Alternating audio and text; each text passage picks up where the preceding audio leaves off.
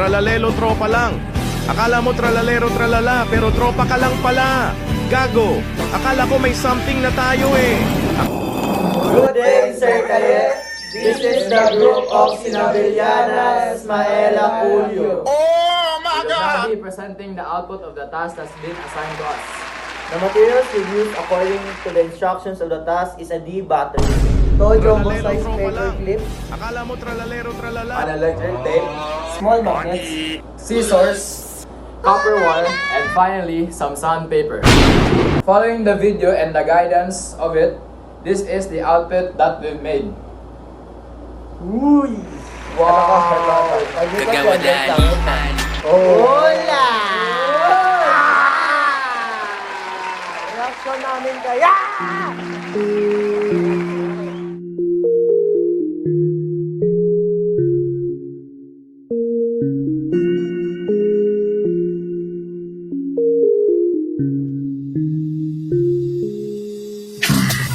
Nandyan ka na pala, o aming kagawad. Willie Cruz, kanyang pangalan. Alam nyo, di sayang ang boto nyo, at kayang-kaya tayong ipaglaban. Nandyan ka na pala, o aming kagawad. Willie Cruz, kanyang pangalan. Umakses! Alam nyo, di sayang ang Umakses boto din ang nyo, mga handang maglingkod at iyong maaasahan.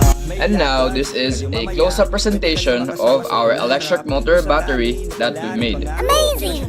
With regards of how this thing works, or how it relates to the topic of our physics, with our research, we've determined that this electric motor works because of electricity and magnets pushing each other around. When you connect a battery to a coil of wire, electricity flows through it. This turns the coil into a temporary magnet. The permanent magnet underneath repels and attracts the coil's magnetic field, making it spin. The straight part acts like a switch. It cuts off the electricity halfway through each spin, so the coil keeps moving instead of getting stuck. It's like using a battery's energy to create a push and pull dance between the coil and the magnet, turning electrical energy into spinning motion. This connects to Physics 2 topics like how magnets interact with currents, which is the Lorentz force, how loops of wire rotate in magnetic fields, torque, and how energy transforms from one type to another.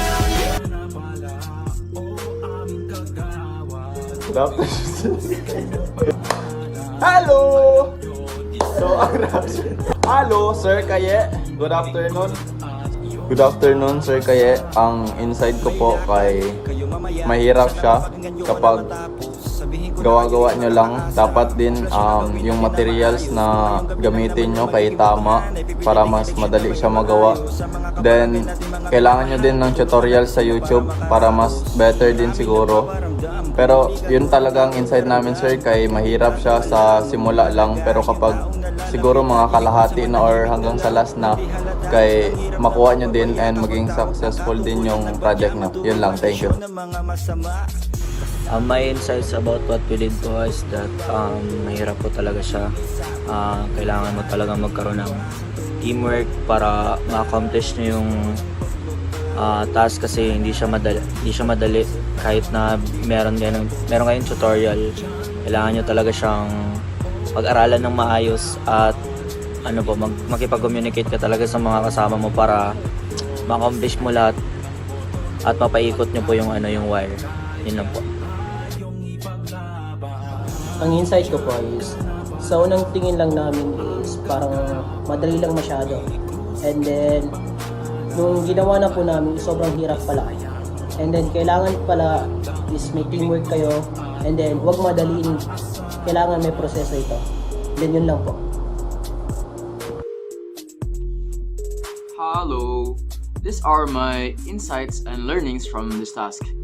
Firstly, I've come to realize how truly interesting the real-life application of concepts from physics and science really is. Though, just like my group mates, I've come to realize that doing things like this aren't really as easy as they seem to be. They require a very specific and systematic way of doing things for them to be successful. All in all, I really appreciate this task as I've found it to be a really good bonding experience and also a good learning experience. That's all. Thank you. So, hi guys. Hi Sir Kaye. So, bali ang insight ko lang is kailangan talaga natin ng teamwork kapag gawin natin yun kasi isa lang, hindi natin makaya. Tapos, need rin natin ng patience. Kasi grabe katagal, hindi siya magana ng isa or dalawang tries lang, dito talaga ng marami. And also dapat teamwork talaga kasi teamwork beats Tralalelo talent. tropa lang. Oh, yun. Akala mo tralalero tralala, pero tropa ka lang pala.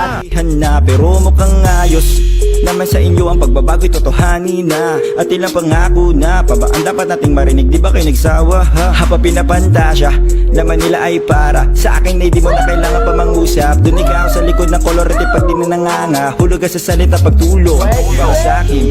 Bakit kaya kayamanan ginagamit sa politika ang inyong pamilya?